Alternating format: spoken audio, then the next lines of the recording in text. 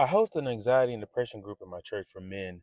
Where we have an opportunity to kind of, get together and really be vulnerable and talk about things that may be difficult for other people to receive, but creating a safe space for men to be able to just have real dialogue and an opportunity to listen. But prior to doing that, we break up in groups each week.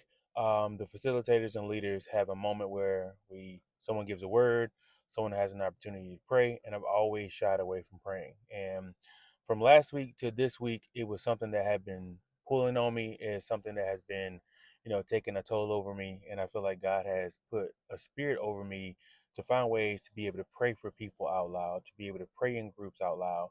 So this past Tuesday, there was about a minute or two left in that moment. And I said to myself, I got to do it now because this is what I feel like God has called to. It's something that I feel like I need to overcome. So I had a little quick spiel and I prayed in front of everybody, and it was the biggest relief that I've ever had for a while with something that I was struggling with.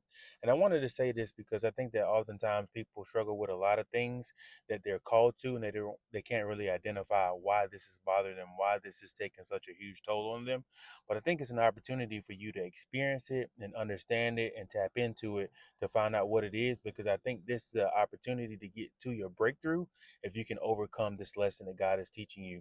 And so, with that being said, I want to encourage you that if there's something that's pulling you, that's jerking your chain, that's getting you into a direction that you're not comfortable with, maybe it's time to be uncomfortable so you can break through that thing and get to that place and that goal that you say you set out for yourself.